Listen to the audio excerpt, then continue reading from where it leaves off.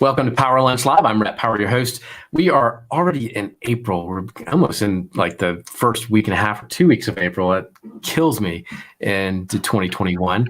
It is unbelievable to me. It's been quite a year. But anyway, it's good to be with you here on Thursday. We've got a great show today with Meredith Bell.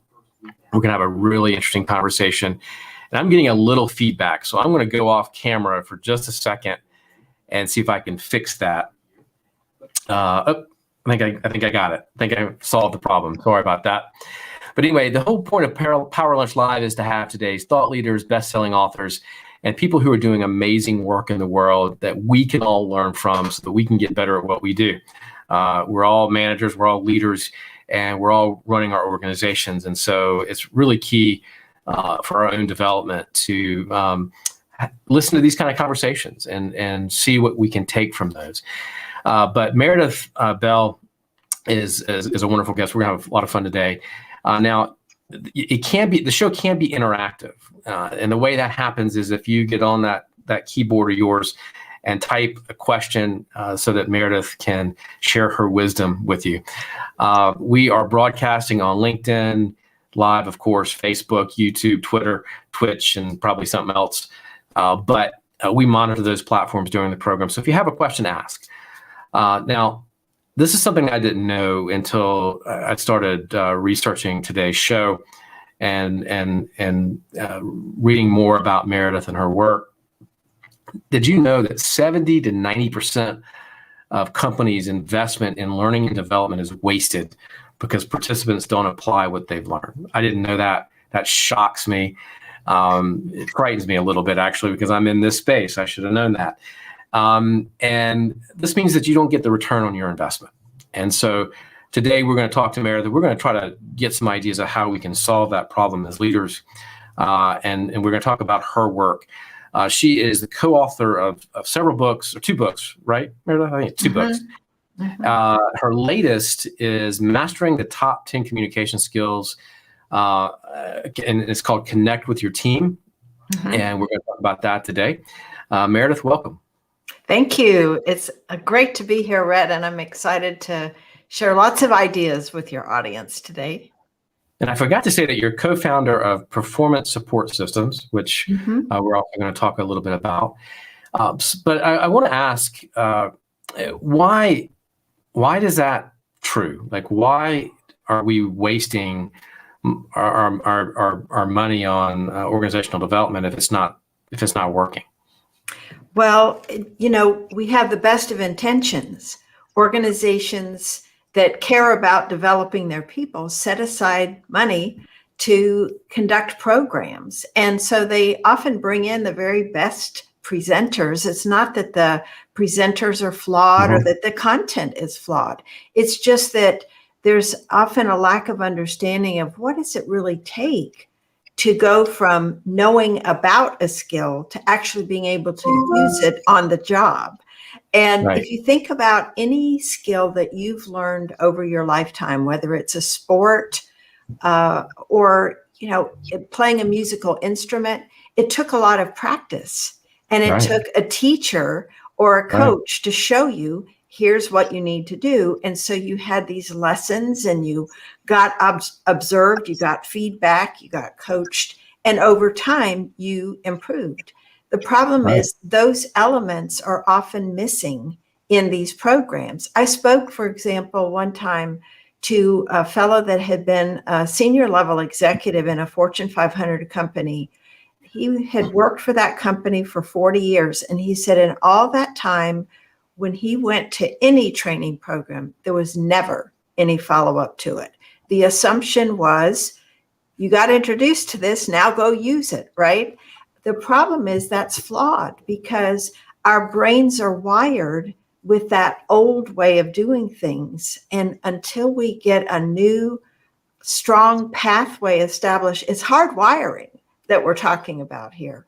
And so if you think about somebody going to a class, they've just had little pebbles thrown on the road. They don't have a super highway yet. They just barely scratch the surface by getting introduced. Even if there's practice in the class, there's still not enough time that has passed for them to have rewired the brain for the new way of doing it. So when they're back on the job in a situation where, let's say, they've learned about emotional intelligence, right? And how to manage your emotions in a difficult situation. But if they're used to reacting, in a strong negative emotional way, that's going to be the default that they rely on because they haven't had the opportunity to practice the new way yet. And so that's the challenge that we have, is for organizations to build in that follow-up piece that's a part of the instructional design, the implementation of a particular program. I mean, that's so simple, but it is so true. I mean, I remember when I worked in corporate America, right? And you'd go to these conferences or these seminars or some training, and Monday you're back to the same old thing. Exactly. Right? You get back on the plane Saturday night or Sunday morning or whatever it is.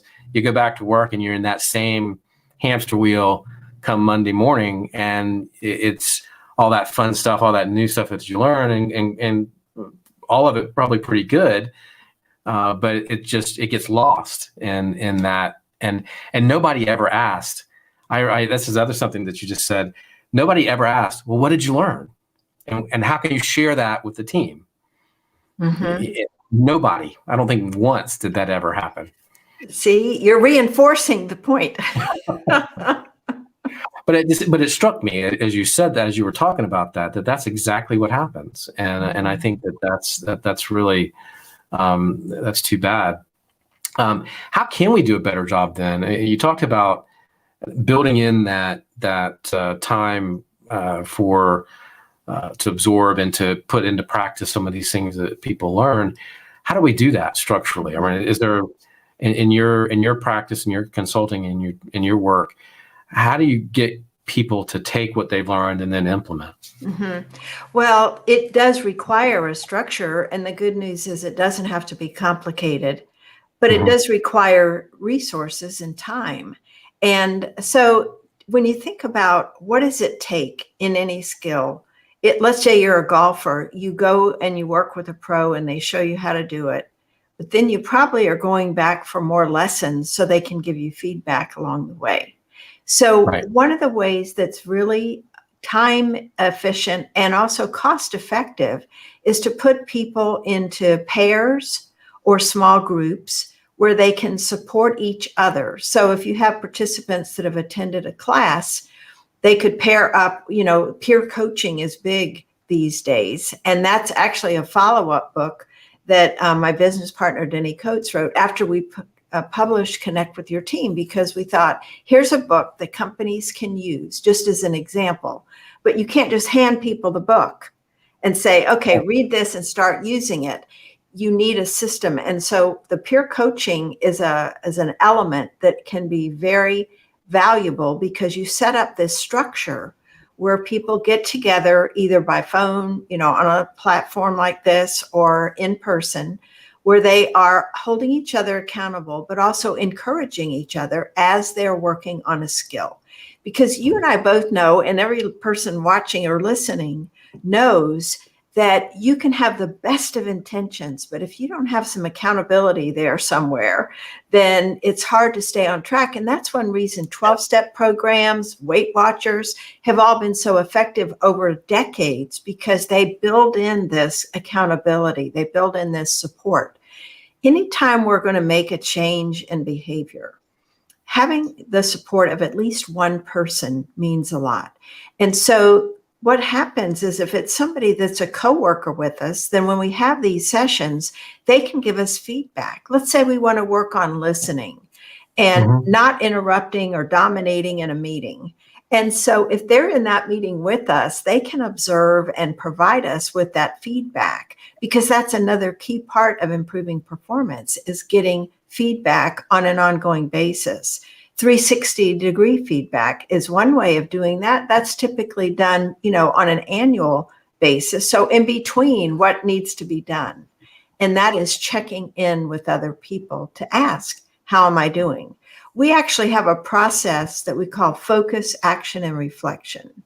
And again, this is very simple. It's just creating the structure where I'm going to do this. So you focus on one skill. You don't try to tackle a bunch at a time, because that's another place people get into trouble. People like us that are overachievers, tend to go, okay, I'm going to do this, this, and this. Pick Right. one. Pick one, because what we found is it has a ripple effect over others. So if you really focus on that one, that's step one. And then step two is apply it. Look for opportunities to actually practice it. And then third is to reflect later, how did it go? And this is where you can self-reflect, but you can also ask for feedback from others. Did you notice, are you noticing any difference? I'm working on this. Am I making some progress or not? So that can happen with your accountability partner, but it could also happen with others who you work with. A simple thing, Rhett, is just asking. Asking other people, because we all have blind spots and we don't know how we can best improve. And a lot of times, if we'll simply ask, Marshall Goldsmith calls this feed forward, right? Here's what I'm doing, and then what can I do? Give me just one or two suggestions of how I can improve. And so you get this process in place for coaching, support, accountability, and ongoing feedback, so that you learn over time, have I nailed this one? And can I tackle something else? Or are there still some areas I need to improve? Now, I'm glad you brought up Marshall, because and accountability, one of the things that Alan Mullally and Marshall, we've been working on with them for the last year, 16, 18 months, is this business plan review that Alan used at Boeing when he was CEO at Boeing and at Ford. And we've adapted it to this life plan review process that I've been in this pilot group for about a year, or a little over a year now. And I got to tell you that accountability to those 5 other people every week is just absolutely transformed my life in so many ways. So you're spot on with having an accountability partner and using it in that way. I've actually adapted it for my own clients now, because it is a really powerful tool. And so thank you for bringing that up. I think that's really, really important. You talk a lot about communication in the book, Connect with Your Team. What are the important elements as leaders sitting here listening to this today? They all think, well, I communicate well, right? Yes, I hear that a lot. Mm-hmm. Every single one of us is saying, oh, I do that pretty well, and I've done it even better this year. I've done a good job. What's the mistake in that thinking? What are we assuming too much? Well, all you have to do is go ask 3 to 5 people that either work closely with you or live with you, and say, how would you describe me as a listener? How well do I do certain things? And you'll find out you're not as good as you thought. My husband reminds me of this at times. We've been married almost 40 years, and I still will catch myself with my mind wandering sometimes when I'm supposed to be listening. So these are lifelong skills that we never truly master. And that's why we have the subtitle, Mastering the Top 10 Communication Skills, because it's always a work in progress. A lot of people think they're good listeners, but I'm here to tell you that most people are not. And the reason is, I would just challenge each person listening to this who might be saying, oh, Meredith, you're wrong about me. Because very often we are not listening with an open mind. We're waiting for the other person to finish so we can jump in and say what it is we want to say. Oftentimes we're trying to convince them or save time, or we're distracted by other thoughts that are going through our heads. To really be present with another human being so that you truly get who they are, what they're trying to convey takes amazing concentration and commitment to that other person. But I will tell you, excellent listening skills are one of the quickest ways to establish trust and respect with another person. If you're looking to develop, loyalty among the folks in your company, becoming a profound listener is one of the fastest, most effective things you can do. And I say so few do it so well. You just watch other people in group settings, how they are listening long enough to get a point and then be able to respond, instead of asking additional questions to learn more about where that other person is coming from. And listening is the foundational skill for so many other skills, like dialogue, like resolving conflicts. And another area that it's relevant is receiving feedback. So if someone, is in a leadership role, I would just ask you to think about, how often do you ask others for feedback about your own performance, about your own behavior? Just in a simple way. Again, this goes back to Marshall. He's so smart about these things. Asking one question, what's one thing that I could change or do better that would help you experience a better work life here in our company?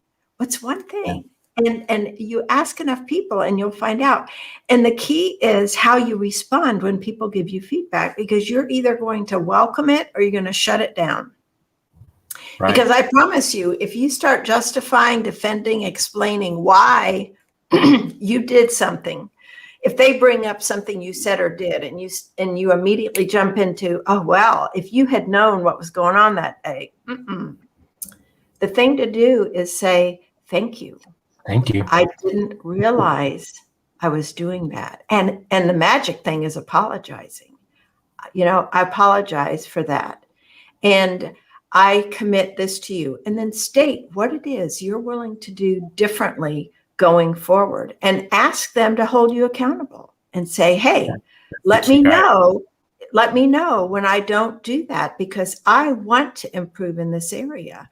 And I welcome you pointing that out to me.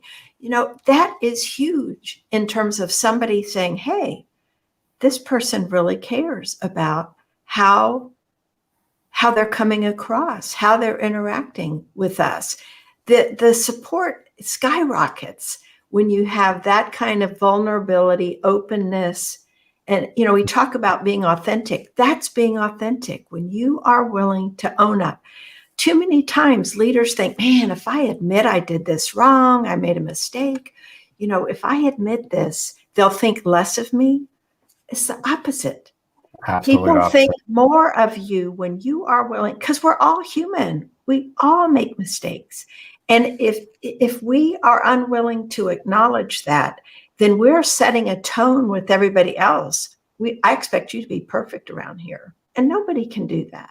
If you make it safe for them to own up for their mistakes, and you won't see people playing politics as much. They don't have to jockey for position. They can just be real and be themselves. And I think that's huge for creating a healthy culture where people thrive at work and give their best.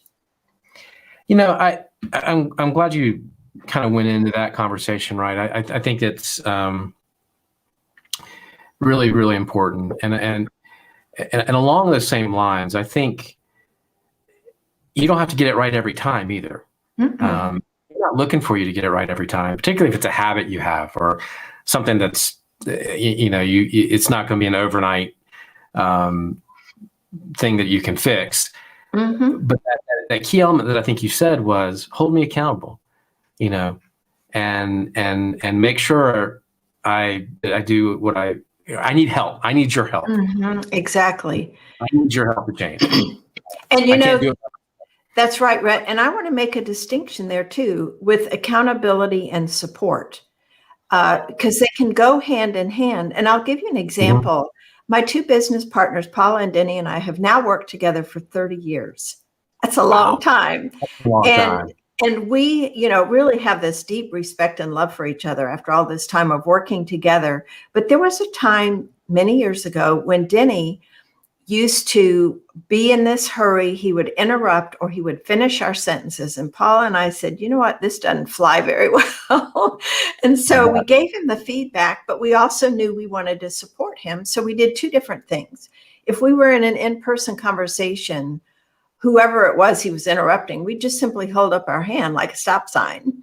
And that would remind him, that was a cue. Oops, I need to back off. Mm-hmm. But even today, the other thing we did with him, we do with each other now, because if we're in a meeting and we're being creative and we're brainstorming and, we get excited and we're wanting to jump in, all three of us have been guilty of doing this. And the person who's speaking will simply say, I wasn't done yet. Or please let me finish. And that is another cue that is not judgmental. It's not critical. It's simply reminding the person, I was, having my turn speaking and I'd like to finish.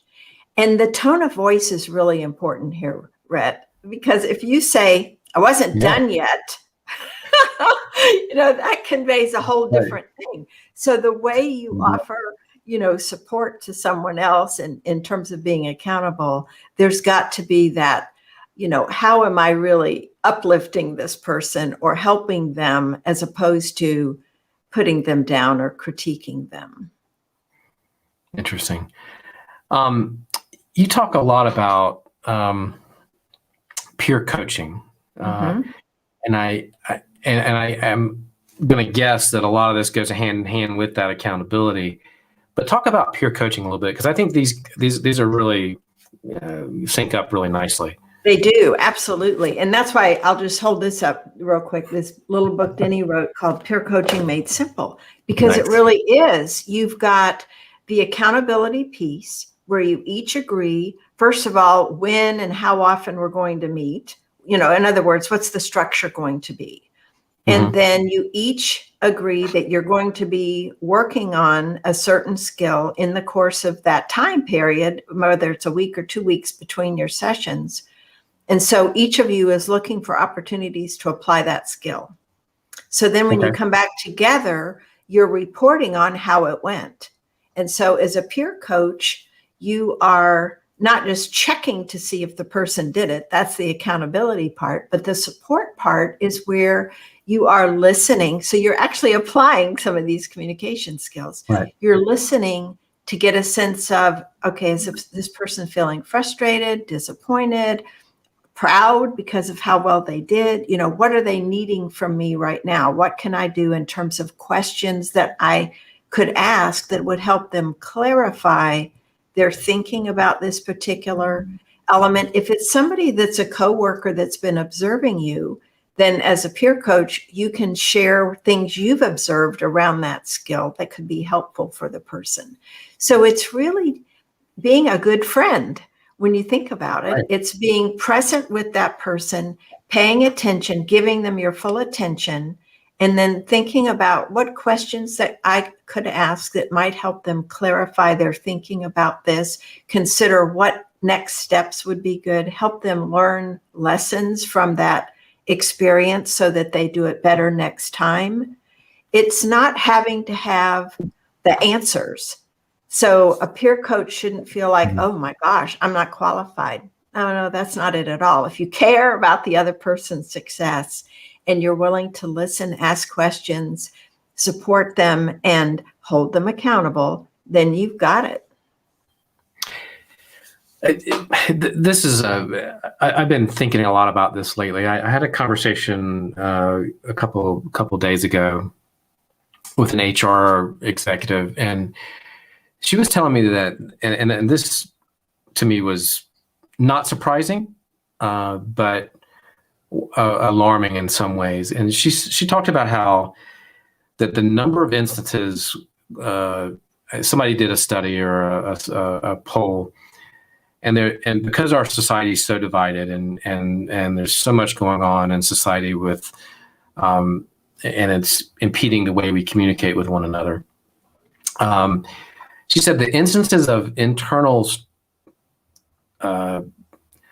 problems or internal complaints about coworkers, and actually people coming to HR and saying, I'm just not going to work with that person anymore, has gone up by like 75%.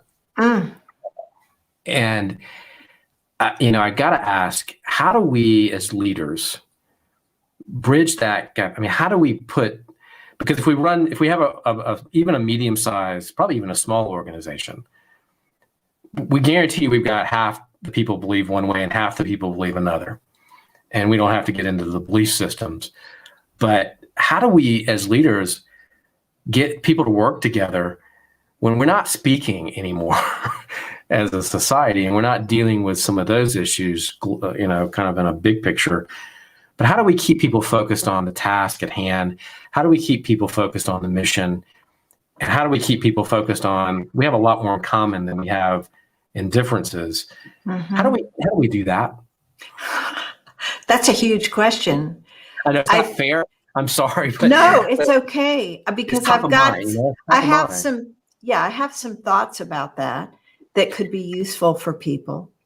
And I think it absolutely starts at the top, and what the leaders of an organization are modeling to others. And I think a lot goes back to dialogue skills, because what we want to do here, and I think back to, now I can't even, the fifth discipline, way back, that was where I really first learned about the skill of dialogue, and that's decades ago. But when you think about what it really involves, it's listening with an open mind to another person's opinion, asking them to listen with an open mind to yours, without the goal of trying to convince them that you're right, but simply to understand another person's perspective. And if you are willing to do that with someone else, even though it's unlikely that you either one are going to, especially when you have extreme views, but it's this idea of coming to respect everyone is entitled to have their opinion, their own thoughts and beliefs about things, whether it's religion, politics, how we do things here at work. Where it becomes a real issue is the actual actions that we take. The opinions are one thing. And I think if we can open our minds and recognize every person has value, every human being is worthy of our respect, no matter what their words are that they're saying, it all goes back to what they believe to be true about the world. And so if we are in a position where we need to work with other people, I'll tell you something I've done that's been eye-opening. If I find myself getting irritated with someone else and impatient, I start looking at, okay, what's going on inside of me? Not so much pointing the finger or pointing my mind at them and going, they need to be fixed. They need to be changed. It's looking at what belief, what thought am I having right now that's causing me to feel this discomfort around this person? I'm judging them based on past things they've said, or there's so much junk that goes into our thinking about mental things. Junk too. It absolutely is. And I'll tell you, this I read in a Steve Chandler book. Steve Chandler is one of my favorite authors. And he says, we ought to be more like Dory in Finding Nemo. Because Dory had this short-term memory issue where she couldn't recall things. And wouldn't it be neat if we took a fresher look at people rather than carrying forward all this stuff that happened in the past, but be willing to talk to them with an open, fresh mind and say, I know we've disagreed about things in the past. How about if we start fresh and let's see how we can work together to get this work done? It's having this honest, open communication. But instead, what often happens in workplaces is, person A goes and talks to person B instead of person C that they have the issue with. So you get all this internal politics going on. I'll tell you, one time in our office, this is many years ago, we had this one gal that probably 5 other people were having issues with. And I said, okay, that's enough. We're going to sit down and we're going to have a group conversation, sort of an intervention, if you will. And we're going to all talk. And I approached this gal, I'll call her Sue. I said, Sue, we're going to have a meeting to talk because we really care about you. And different folks have mentioned that they have some issues and we want to bring them all up at one time. It was transformative. In fact, one of the gals that had the longest list, as we got into this conversation, she set her list aside and she said, gosh, I realize I've been a big contributor to this mess.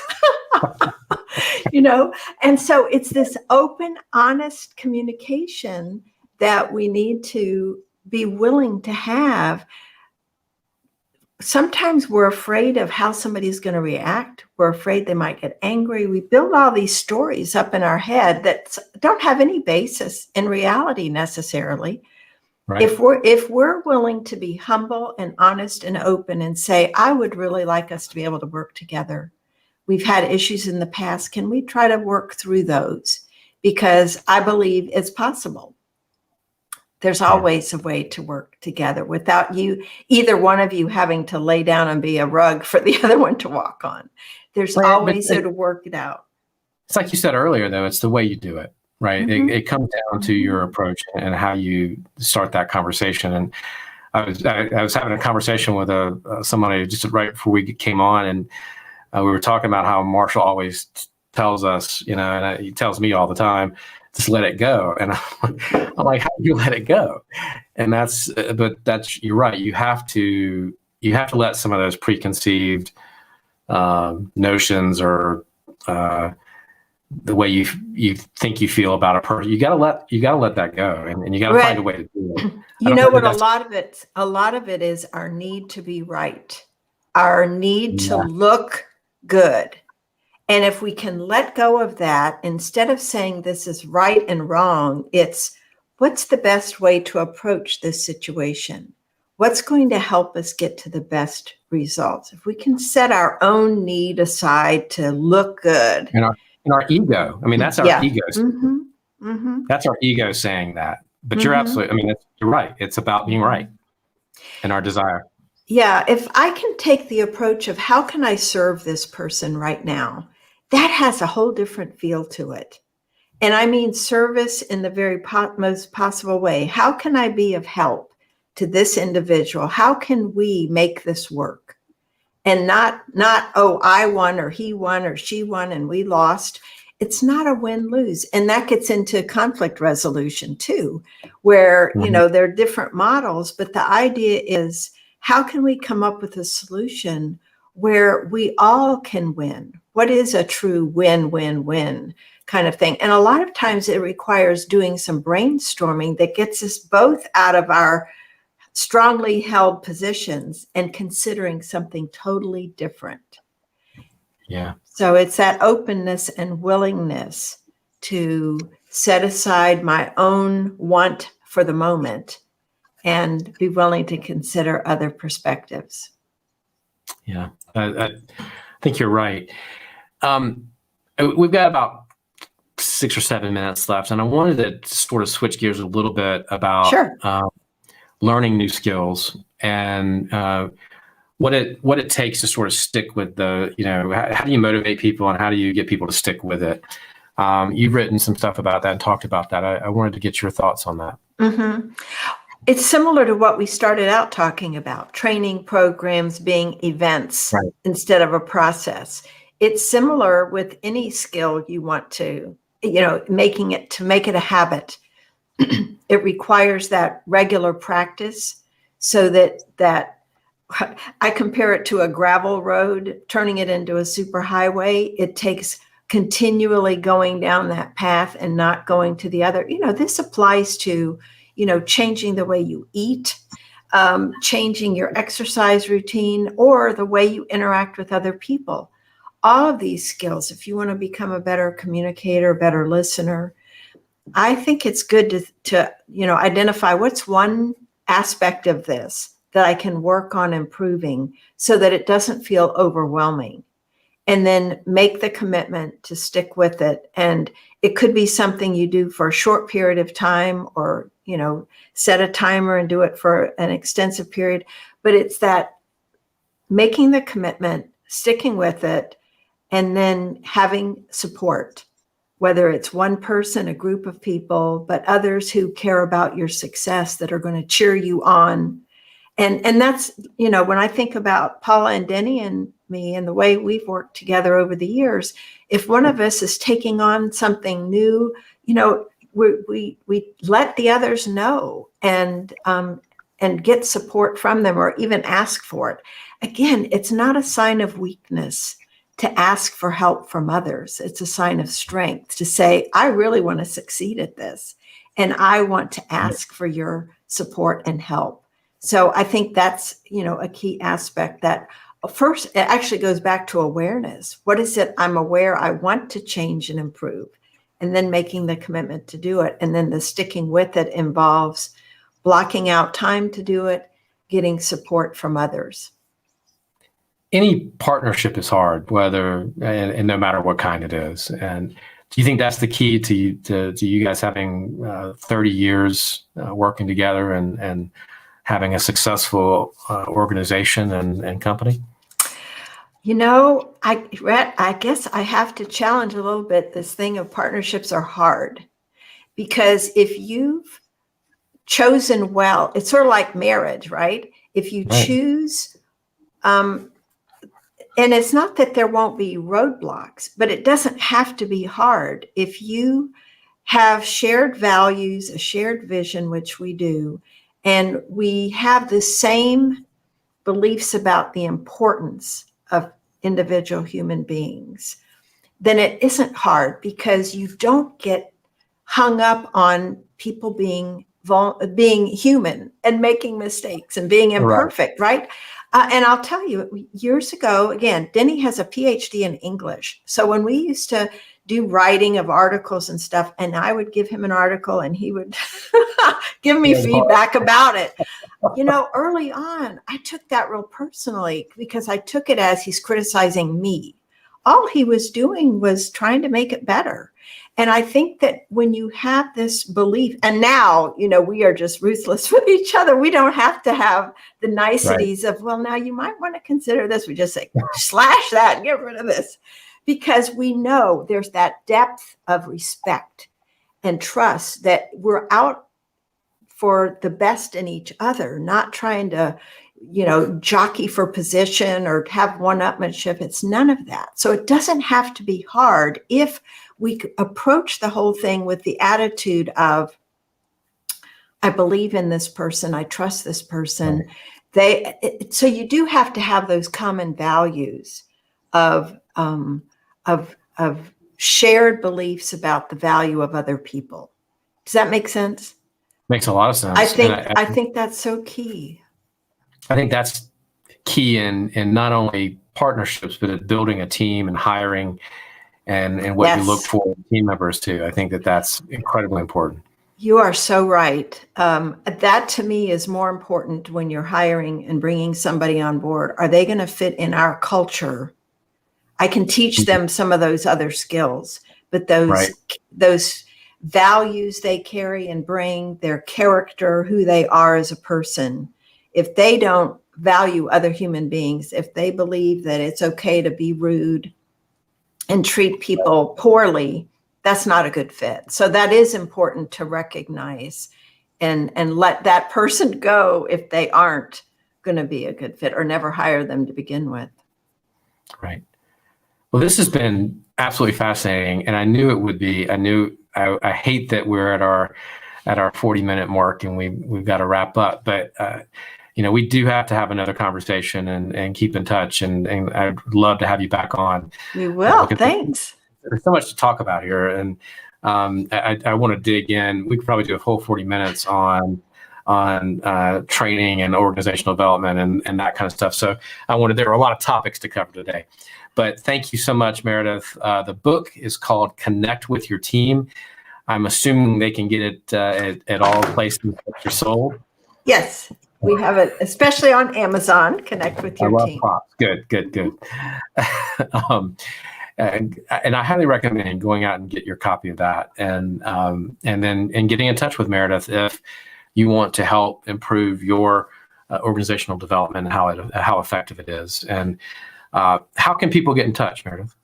Well, I'm on LinkedIn a lot. I'm also on Facebook and Twitter, and I would encourage them to go to our website. We've got a free listening ebook that I think your listeners would be interested in. It's called Listen Like a Pro. And it's an actual excerpt from the listening chapter in our book. And that is at growstrongleaders.com/power lunch. So they just need to remember the name of your show along with growstrongleaders.com, and they'll find a way to connect with me and schedule a call if they want to on our website. And let's make sure we put that link in the when the show is posted on LinkedIn right after this. If somebody on your team or we can try to get that posted. Sure. That would. I didn't have that link ahead of time, so I'd love to get that up so people can reach out. Thank you so much for spending some time with us today here on Power Lunch. We're going to be back next week. We've got. I've been a little bit slack in the last few months, but we've ramped up April and May, and we're going to be going full tilt three days a week at 12 noon Eastern Standard Time. So join us next week. I've got James Sinclair. I've got Keziah Robinson. I've got Megan Lynch and Gorg Injig, I think. But anyway, I just badly mispronounced his name. Sorry. But all fascinating people. We'll be back next Tuesday at noon Eastern Time. Have a great week and a great weekend. Thank you.